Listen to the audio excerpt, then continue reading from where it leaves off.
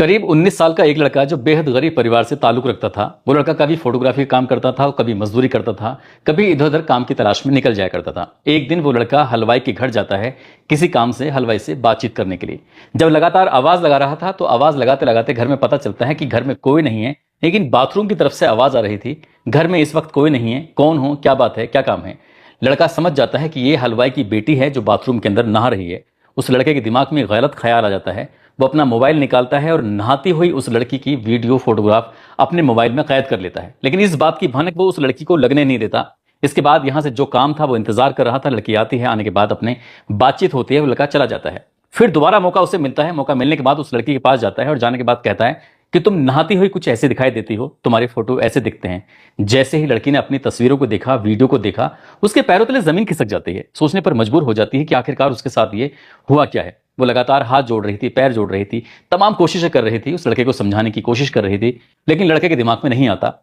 अब लड़के ने उस लड़की से अजीब तरह की डिमांड रखना शुरू कर दिया, अपनी ख्वाहिशों को रखना शुरू कर दिया। कभी वो उसके साथ शारीरिक संबंध बनाने की बात करता था तो कभी उससे पैसे की डिमांड करने लगता है। लड़की ने कहा कि तुम बताओ कितने पैसे चाहिए। लड़के ने मांगे उससे 50,000 रुपए, लेकिन लड़की के पास इतनी मोटी रकम थी ही नहीं। अब उस लड़की ने खाना पीना ये सब चीज छोड़ देती है, लगातार टेंशन में आ जाती है। एक दिन उस लड़की के पिता ने पूछा कि बेटा तुम लगातार टेंशन में रहती हो, तुम्हारी सेहत गिरती चली जा रही है, क्या बात है, क्या नहीं है।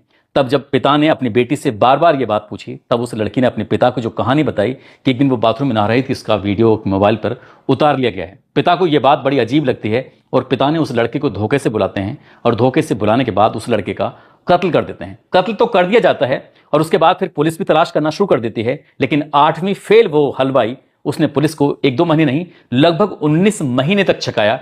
आखिरकार जब घटनाक्रम का खुलासा होता है तो लोगों को यकीन नहीं हो रहा था कि वो हलवाई जो इतना कम पढ़ लिखा था, उसने बड़े बड़े काबिल ऑफिसरों को भी घनचक्कर यानी कि उनके दिमाग घुमा दिया, उनके पसीने छुड़ा दिए। आज की कहानी सुनने के बाद आप लोग भी सोचने पर मजबूर हो जाएंगे। कुछ लोग तो शायद ये कहेंगे कि बाप ने बहुत अच्छा काम किया है, कुछ लोग ये भी कहेंगे कि बाप को पुलिस के पास जाना चाहिए था। आदाब, नमस्कार, सत श्री अकाल। मैं उस्मान सैफी। आज की जो सच्ची घटना मैं आपको सुनाने जा रहा हूं, ये सच्ची घटना है उत्तर प्रदेश के जिला आगरा की। जिला आगरा का एक थाना लगता है, उस थाने का नाम है सैया। सैया थाना क्षेत्र का एक जगह है जिसका नाम है आगरा ग्वालियर हाईवे पर कटी पुल। कटी पुल के पास 20 फरवरी 2024 के दोपहर लगभग 3 बजे के आसपास का वक्त था। एक किसान अपने सरसों के खेत की तरफ आया हुआ था। किसान जैसे ही अपने सरसों के खेत को देख रहा था, इसी बीच में किसान की नजर पड़ जाती है अपने ही सरसों के उस जगह पर, खेत पर, जहां पर बड़ी संख्या में, बड़ी मात्रा में, बड़े हिस्से में आग लगी हुई थी, उसकी सरसों जली हुई थी। तो समझ नहीं पा रहा था कि आखिरकार किसी ने उसकी सरसों को इस तरह से क्यों जलाया है। तभी वो ये पता करने की कोशिश करता है। जब वो नजदीक पहुंचता है, नजदीक जाने के बाद देखता क्या है कि वहां पर एक नीले रंग का ड्रम है जो कि बड़ी मात्रा में यानी कि लगभग 7% जल चुका है। थोड़ा बहुत हिस्सा था जिसे देखकर अंदाजा लगाया जा रहा था कि ये एक नीला ड्रम है। उसने फिर ये जानने की कोशिश की कि आखिरकार उस ड्रम के अंदर क्या था। तो एक लाश का ठप्पा सा बना हुआ था, एक लोथरा सा बना हुआ था जो वो भारी मात्रा में जल चुका था। ये देखकर खेत का मालिक एकदम घबरा जाता है, परेशान हो जाता है। तत्काल ही उसने 112 नंबर पर पुलिस को फोन किया। फोन करने के बाद पुलिस को बुलाया और जैसे ही पुलिस को ये सूचना मिलती है तो डॉग स्क्वाड, सीओ हो या फिर इस इलाके के एसएचओ हो या फिर इस इलाके के पीवीआर हो, तमाम पुलिस बल यहां पर पहुंच जाता है और यहां आने के बाद इस मामले की जांच पड़ताल करना शुरू कर देता है। इस लाश को देखकर सहज ही अंदाजा लगाया जा रहा था जैसे कि किसी ने हत्या करने के बाद इस यहां पर लाकर इस लाश को जलाया है और ड्रम के अंदर सीधे सीधे आग लगा दी गई है। किसकी लाश है, किसकी नहीं है, पुलिस ने बस यही पता करने के लिए अपने स्तर से जो प्रयास कर सकते थे, पूरे जिले के अंदर वायरलेस कराया जाता है और वायरलेस कराने के बाद बताया जाता है कि एक अज्ञात लाश है। इसके बारे में जिस किसी को भी सूचना हो वो जल्दी से संपर्क करें। साथ ही जो आसपास के जिले थे, जो इस आगरा जिले की सीमा से सटे हुए जितने भी जिले थे, सभी जिलों को ये भी सूचना दी जाती है, वायरलेस कराया जाता है कि एक लाश मिली है और लाश किसकी है, इसके बारे में कोई जानकारी जिसके पास भी मिलती है तत्काल ये बताए, संपर्क करे पुलिस से। अब मीडिया वालों को बुलवाया जाता है, जो सोशल मीडिया के अलग अलग प्लेटफॉर्म पर जो वीडियो बनाते हैं, साथ ही इंस्टाग्राम पर काम करते हैं या फिर न्यूज़ पर काम करते हैं, सभी को बुलाया जाता है। सभी से कहा जाता है कि ये सूचना चारों तरफ फैला दो, जिससे ये पता चल सके कि आखिरकार किसी के घर में कोई व्यक्ति, कोई आदमी गायब हुआ है तो उसके बारे में पता चल सके। आखिरकार इसी बीच में जब पुलिस ने लगातार सूचना दी तो सूचना देने के बाद मलपुरा थाना लगता है, आगरा का ही एक थाना है, मलपुरा का एक गांव लगता है कबूलपुर, और कबूलपुर का रहने वाला एक व्यक्ति होता है जिसका नाम लाल सिंह होता है। दरअसल लाल सिंह 19 फरवरी 2024 की ये बात है। ये थाने जाता है, मलपुरा में जाने के बाद कहता है कि उसका 19 साल का बेटा है राकेश, जिसका नाम है राकेश। दरअसल घर से वो 18 तारीख को गया था फोटोग्राफी का काम करने के लिए, लेकिन घर वापस लौट कर नहीं आया। तभी दरोगा को याद आता है, उसने कहा कि एक लाश मिली है, वहां चलते हैं। यानी कि ये 19 तारीख में ये सूचना देके आया था थाने में, और 20 तारीख को ये अगले दिन 3 बजे के आसपास लाश मिली थी। दरोगा ने इस लाल सिंह को बुलाया। लाल सिंह को बुलाने के बाद सीधा वहीं पहुंच गया, सैया थाना क्षेत्र के उसी जंगल में, उसी जगह पर जहां पर सरसों के खेत में वो लाश थी। अब उस लाश को दिखाया जाता है लाल सिंह को। लाल सिंह लाश देखता है, देख कर कहता है कि साहब ये मेरे बेटे की लाश नहीं हो सकती, ये मेरे बेटे की लाश नहीं है। तो साफ साफ इनकार कर देता है। पुलिस वाले बार बार कह रहे थे कि एक बार गौर से देख लो, कुछ भी जो भी बारीक से बारीक चीज यहां पर दिखाई दे रही है आप एक बार देख लो, हो सकता है यहां से आपको कुछ सफलता मिल जाए। लेकिन लाल सिंह ने साफ इनकार कर दिया। लाल सिंह ज्यादा पढ़ा लिखा भी नहीं है, ज्यादा होशियार भी नहीं है, गरीब आदमी है, वो ज्यादा चीजों को समझ नहीं पा रहा था। पुलिस ने तमाम कोशिशें की, लेकिन वो वहां से चला जाता है। अब ये तो यहां से चला जाता है, तभी पुलिस का इसके पास दोबारा फोन पहुंचता है कि जहां पर ये लाश मिली है वहां से करीब 10 किलोमीटर दूर इसके बेटे की मोटरसाइकिल भी मिल जाती है। अब मोटरसाइकिल के बारे में बताया जाता है, उसकी जो लावारिस अवस्था में पड़ी हुई थी। पुलिस वाले उस इलाके को पूरे जंगल में डॉग स्क्वाड की मदद से, आसपास के गांव वालों की मदद से, सीसीटीवी कैमरे की मदद से, सर्विलांस टीम की मदद से तमाम कोशिशें करने लगती है, और वहां उस इलाके में ढूंढने की कोशिश कर रही थी। उसके जितने भी दोस्त थे, जिसका नाम राकेश था, उस लाल सिंह के बेटे का, तमाम कोशिशें की जा रही थी, लेकिन वहां से कोई सफलता मिलती नहीं है। पुलिस ने इस लाश को कब्जे में लिया, जो जली हुई लाश थी, कब्जे में लेने के बाद पोस्टमार्टम के लिए भेज दिया। उधर इसका पोस्टमार्टम हो रहा था। इसी बीच में राजस्थान प्रदेश के जिला भरतपुर का गांव लगता है कुंभेर। कुंभेर का रहने वाला एक व्यक्ति, जिसका नाम मानीराम होता है, मानीराम शर्मा। हालांकि मानीराम शर्मा तो मर चुका है, लेकिन उसके परिवार के बाकी लोग यहां आगरा के पोस्टमार्टम हाउस में पहुंच जाते हैं, और पोस्टमार्टम हाउस में आने के बाद कहते हैं कि साहब 9 फरवरी 2024 को हमारा बच्चा, जिसका नाम रूपचंद शर्मा है, वो दरअसल घर से लापता हो चुका है, गायब हो चुका है, जिसकी उम्र लगभग 28-30 साल के आसपास बताई जाती है। अब उसके बाद फिर पुलिस वालों ने सीधा पोस्टमार्टम हाउस से लेके परिवार को लेके जाते हैं। वो लाश दिखाई जाती है, और लाश देखने के बाद भरतपुर से आए वो लोग जोर जोर से रोने लगते हैं, चीखने लगते हैं, चिल्लाने लगते हैं। चीखते हुए चिल्लाते हुए कह रहे थे कि साहब ये हमारे ही बेटे की लाश है, जिसको हम ढूंढ रहे थे। अब पुलिस वालों ने उसके पंचनामा भरा। पंचनामा भरने के बाद इस लड़के के रूपचंद की जो लाश थी, जिसकी शिनाख्त कर ली गई थी, वो परिवार को सौंप दी जाती है, और उसके बाद फिर जो भी एक लिखा पड़ी होती है वो पूरी कार्रवाई कर ली जाती है। वो जाते हैं, उसका अंतिम संस्कार कर देते हैं, और परिवार वालों का भरतपुर में रो रो कर बुरा हाल हो जाता है, क्योंकि उस लड़के की किसने हत्या की, किसने नहीं की, वो अपने स्तर से इस मामले की जांच पड़ताल करना शुरू कर देते हैं। इधर जो लाल सिंह है वो अपने बेटे को लगातार तलाश कर रहा है। अब उसके बाद फिर वो आसपास के लोगों से, जो संभ्रांत लोग हैं, मजबूत लोग हैं, जो जानकार लोग हैं, जो पैसे वाले लोग हैं, जिनकी पुलिस ज्यादा सुनती है, उनके पास जाता है, हाथ जोड़ते हुए कहता है कि साहब मेरा बेटा है, 19 साल का, राकेश उसका नाम है, कभी मजदूरी कर लेता है, कभी फोटोग्राफी कर लेता है, उसकी ढूंढने में मदद करा दीजिए। वो नेताओं के पास जाता है, विधायकों के पास जाता है, सांसद के पास जाता है। जैसे जैसे वो वहां जाता है, वहीं से पुलिस के पास फोन पहुंच जाता है। पुलिस कहती है कि हम तलाश कर रहे हैं, हमारी कोशिश जारी है, हम अपनी तरफ से पूरी प्रयास कर रहे हैं, तुम्हें चिंता करने की कोई बात नहीं है। दरअसल उसका बेटा 18 फरवरी 2024 को लापता हुआ था, और फरवरी निकल जाता है, मार्च, अप्रैल, मई, जून, जुलाई, अगस्त, इस तरह से लगातार ये वक्त पर वक्त आगे बीत रहा था। लेकिन जब उसकी कोई सुनता नहीं है, वो रोज थाने जाता था, थाने जाने के बाद बैठ जाया करता था। पुलिस वाले भी उससे बहुत ज्यादा परेशान हो चुके थे। आखिरकार इस बूढ़े आदमी का क्या करें, जब लगातार ये आता है, बैठ जाता है। तब पुलिस वाले उसकी जब नहीं सुन रहे थे, उसको प्यार से समझाकर, डरा कर, धमका कर, जैसा था वैसा वहां से भेज दिया करते थे। किसी ने उसे सलाह मशवरा दिया कि आपको कोर्ट जाना चाहिए, कोर्ट जाओगे तो शायद पुलिस इसमें मामले में कुछ कार्रवाई करेगी। ये जब कई महीने बीत जाते हैं, आखिरकार जून का वो महीना था। जून के महीने में 11 तारीख थी, और 11 तारीख को कोर्ट की तरफ से एक आदेश होता है कि इस मामले में एफआईआर दर्ज की जाए, और एफआईआर दर्ज करने के बाद मलपुरा थाने क्षेत्र को यह आदेश दिया जाता है, एफआईआर दर्ज करी जाए, और इसके बेटे को जहां भी हो ढूंढने की कोशिश की जाए, जो भी प्रयास कर सकते हो प्रयास करें, इसमें किसी भी प्रकार की लापरवाही नहीं होनी चाहिए। अब ये 11 जून 2024 को एफआईआर दर्ज कर ली जाती है। साथ ही वो शक जाहिर करता है कि मेरा बेटा इन 6 लोगों की मदद से गायब हुआ है। इन 6 लोगों में एक नाम था, जिसका नाम है देवीराम। देवीराम जो कि मलपुरा थाना क्षेत्र का गांव ककुआ लगता है, ककुआ गांव का रहने वाला देवीराम, जो कि मिठाई का काम करता है, यानी कि हलवाई है। कभी कभी कचौरी बना लेता है, तो कभी समोसे बनाता है, अलग अलग डिफरेंट टाइप के वे अपने दुकान पर ही सामान बनाता है, बेचता है, और इसी से उसके परिवार का चलता है। अच्छा खासा काम बढ़िया ठीक ठाक उसका चल रहा है। पुलिस वाले उन 6 लोगों को हिरासत में लेती है, उनसे बातचीत करती है, पूछताछ करती है। 5 लोगों के पास पुलिस के ऐसी कोई सबूत नहीं लगते जिसके आधार पर कह सके कि इन्होंने कुछ किया होगा। अब पुलिस के लिए प्राइम सस्पेक्ट सिर्फ एक ही व्यक्ति है, जिसका नाम देवीराम होता है, जो कि हलवाई होता है। उस हलवाई से पूछताछ की जा रही थी। जो सवाल उससे कर रहे थे, वो सवालों का जवाब बिल्कुल ठीक तरीके से दे रहा था। इस तरह से जून के महीने में एफआईआर दर्ज होती है, जुलाई, अगस्त, सितंबर, अक्टूबर, नवंबर, दिसंबर, इस तरह से 7 महीने बीत जाते हैं। उसके बाद नया साल आ जाता है, यानी कि साल 2025 लग जाता है। उसके बावजूद भी अब पुलिस करे तो क्या करे। उधर लाल सिंह बार बार पुलिस के थाने के चक्कर काट रहा है कि साहब मेरे बेटे का कुछ पता चला या नहीं चला। फिर से अब महीना आगे बढ़ने लगते हैं।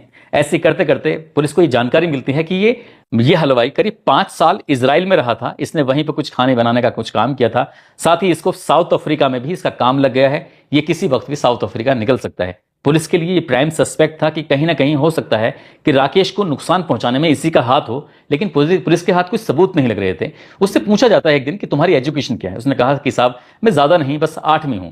8वीं पास हो या फेल हो, तो कोई कहने लगता है कि फेल है, कोई कहता है ये पास है। पुलिस वाले जो पढ़े लिखे थे, कोई आईएएस है न कोई आईपीएस है, तो कोई दरोगा है, तो कोई इंस्पेक्टर है, कोई सीओ है, सभी उसकी बातों में एकदम उससे पूछताछ करते हैं, लेकिन सफलता कुछ मिलती नहीं है। उसके सामने सर मारने के अलावा और कुछ था नहीं।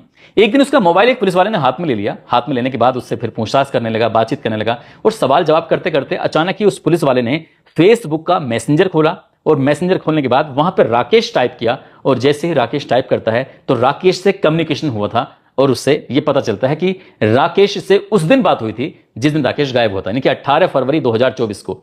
बस पुलिस की नींद यहीं से खुल जाती है। पुलिस को एक सबूत हाथ लग जाता है। अब पुलिस ने जो सीडीआर निकलवाई थी उसको फिर से बारीक से खंगालना शुरू किया, तो पता चलता है कि खारी नदी है। खारी नदी में 18 फरवरी 2024 की रात को उस लड़के की भी लोकेशन अंतिम वही थी, और इसकी भी लोकेशन वहां देखी गई थी, लेकिन पुलिस ने सरसरी नजर से उस पर नजर नहीं डाल पाई। और इसलिए फिर पुलिस ने जब सबूतों को जोड़ना शुरू किया है, तो देवीराम को पुलिस ने फिर से हिरासत में लिया, और हिरासत में लेने के बाद शुरुआत में पुचकार के कि जो सच सच है वो बता दो, बाकी हम तुम्हारी मदद कर देंगे। पुलिस ने कुछ इसी तरह से हाथ रखा, लेकिन जब वो नहीं माना तो पुलिस ने फिर सख्ती से उससे पूछताछ करना शुरू किया है। 15 सितंबर 2025 को आखिरकार उसे पुलिस ने हिरासत में लेने के बाद उससे जब सख्ती से पूछताछ करना शुरू किया है, तब उसने बताना शुरू किया। उसने कहा कि साल ये 2023 की बात है। एक दिन ये लड़का राकेश, जो कि उसके गांव से लगभग 1.5 किलोमीटर दूर रहता है, ज्यादा नहीं, कभी वो मजदूरी करता है, कभी फोटोग्राफी काम करता है, कभी कुछ करता है। एक दिन वो उसके घर पे चलाता है, घर पे था नहीं। इसी बीच में उसकी बेटी बाथरूम में नहा रही थी। नहाते हुए उसने उसकी बेटी का वीडियो बनाया, और उसने वीडियो बनाने के बाद फोटो बनाए, और वो उसकी बेटी को लगातार ब्लैकमेल कर रहा था, उसके साथ गलत काम करने की कोशिश कर रहा था। बेटी परेशान हो रही थी। एक दिन मैंने बेटी से पूछ लिया, तो बेटी ने बताया कि वो जो लड़का जो फोटोग्राफी काम करता है वो उसे काफी वक्त से परेशान कर रहा है। पिता को इस बात पर गुस्सा आता है। पिता संभ्रांत लोगों के पास जाता है, और जाने के बाद कहता है कि साहब मदद कर दीजिए। वो पिता पुलिस के पास भी जाता है। पुलिस से जाकर कहता है कि साहब मेरी बेटी के साथ कुछ ऐसा हादसा हुआ है, ऐसा कुछ किया है। पुलिस ने भी इस मामले में लीपापोती कर दी, और कहीं ना कहीं ऐसा बताया जाता है कि समझौता करा दिया था, शायद इसलिए उसमें कोई बड़ी कार्रवाई नहीं होती है। अब देवीराम को गुस्सा आ जाता है। देवीराम सोच रहा था कि अपनी बेटी की बेइज्जती का बदला वो हर हाल में लेके ही रहेगा, इसलिए उसने 18 फरवरी 2024 की रात को कुछ ऐसा मैसेज मैसेंजर के माध्यम से किया कि वो लड़का दौड़ता हुआ दुकान पर पहुंच जाता है। जैसे दुकान पर आता है, इस वक्त दुकान पर कोई था नहीं। लड़के ने मफलर पहना हुआ था, सर्दी का महीना था। इसी बीच में एक लोहे का तार, जो तार होता है, तार लेने के बाद साथ ही उसने उस मफलर से कुछ ऐसा ताकत से उसके गले को दबाया, और तब तक दबा के रखा जब तक उस लड़के के, राकेश के प्राण नहीं निकल गए, यानी कि वो मर नहीं गया। राकेश की मौत हो जाती है। मौत होने के बाद अब सोच रहा था कि आखिरकार इस लाश को कैसे ठिकाने लगाए, कहां लगाए। तभी वो नित्या किशोर, जो कि इसका खुद का भतीजा होता है हलवाई का, उसको वो मैसेज करता है, फोन करता है, बुलाता है, कहता है बेटा एक बात हो चुकी है, तुम्हारी बहन के साथ कुछ ऐसा हुआ है, तो मेरी मदद कर दो। लड़का कहता है परेशान होने की जरूरत नहीं है। तुरंत ही नीले ड्रम का इंतजाम किया जाता है। नीले ड्रम के अंदर लाश रखी जाती है। लड़का कहता है कि यहां से लाश ले जाने में हमें आसानी हो जाएगी, कोई रोक टोक भी नहीं करेगा, ऊपर से कुछ सामान रख देंगे।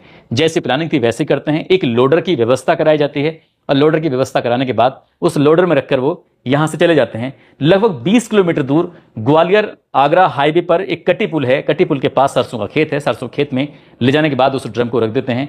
बड़ी मात्रा में वो अपने साथ पेट्रोल भी लेके आए थे, ज्वलनशील पदार्थ भी लेके आए थे। लाने के बाद जितना उसमें डाल सकते थे उतना डाल देते हैं। डालने के बाद उसमें आग लगा देते हैं। जैसे ही उसमें आग लगाते हैं, आग लगाने के बाद इसके बाद आराम से छुपकर तसल्ली से देख रहे थे। जब वो काफी मात्रा में जल जाता है, तो जलने के बाद उन्हें फिर इत्मीनान हो जाता है कि उस लाश को देखते हैं अंतिम रूप में, और अंतिम रूप में लाश देखने के बाद उन्हें लग जाता है कि शायद अब किसी को पता नहीं चलेगा, अब इसकी शिनाख्त नहीं हो पाएगी, पहचान नहीं हो पाएगी।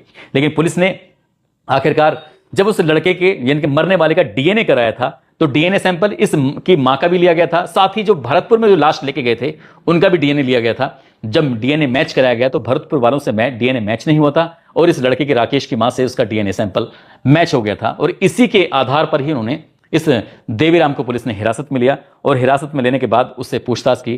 करीब 1.5 किलोमीटर दूर वो रहता है। लड़की का गांव और उस लड़के के गांव में 1.5 किलोमीटर का फासला है और 1.5 किलोमीटर का फासला तय करने में पुलिस को लगभग 19 महीने का समय लग जाता है। जब पुलिस ने इस घटनाक्रम का खुलासा किया था तो लोगों को यकीन नहीं हो रहा था। ऐसा लग रहा था जैसे कि उस कम पढ़े लिखे व्यक्ति ने दृश्यम का पहला पार्ट, दृश्यम का दूसरा पार्ट देखकर ही पूरी कहानी को रची हो। हालांकि ये कहानी पहले आ चुकी है, इस कहानी से उस कहानी का कोई मेल नहीं है। लेकिन वाकई उस देवीराम ने, जो हलवाई है, उसने ये जुगाड़ बिठा लिया था। साउथ अफ्रीका में नौकरी की तलाश कर ली थी। पुलिस वालों को जैसे ही बात का पता चलता है कि वो साउथ अफ्रीका भाग सकता है, इसलिए उन्होंने कहा कि तुम अपना पासपोर्ट जमा कर दो और जब तक ये केस हल नहीं हो जाता तब तक तुम यहां से कहीं जाओगे नहीं। फिलहाल वो सलाखों के पीछे अपनी जिंदगी गुजार रहा है और पुलिस इस मामले में चार्जशीट लगाकर उस बूढ़े पिता को, जो गरीब आदमी है, अपने बेटे को इंसाफ दिलाने की बात कर रही है।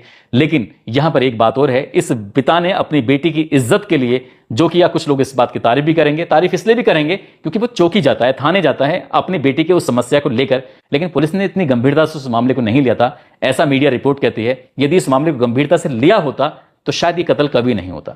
दोस्तों, इस पूरे घटनाक्रम को सुनाने का उद्देश्य किसी को परेशान करना नहीं है, किसी का दिल दुखाना नहीं है, बल्कि आपको जागरूक करना है, आपको सचेत करना है, साथ ही आपको बताना है, खासकर पुलिस को यह जानकारी देनी है कि आपकी ड्यूटी जिस काम के लिए लगी है उस काम को अगर पूरी शिद्दत, पूरी ईमानदारी से आप करें तो शायद ये दिक्कतें, परेशानी जो होती हैं, हम जो आए दिन कानून पर उंगलियां उठाते रहते हैं, क्योंकि कानून किसी भी अपराधी को इसलिए छोड़ देता है क्योंकि पर्याप्त सबूत नहीं होते। यदि पर्याप्त सबूत, एक एक चीज को बारीकी से जांच पड़ताल करके अदालत में सबूत रखे जाएं तो कोई भी अपराधी छूट ना पाए। इसलिए पुलिस की बड़ी लापरवाही रहती है। जो 20-20 साल पुराने केस चलते रहते हैं, 10-10 साल पुराने केस चलते रहते हैं और बाद में अदालत कहती है कि सबूतों का अभाव में हम इन्हें छोड़ देते हैं। इसलिए पुलिस को प्राथमिक तौर पर अपनी जिम्मेदारी का एहसास करना चाहिए। इस कहानी में भी करना चाहिए था।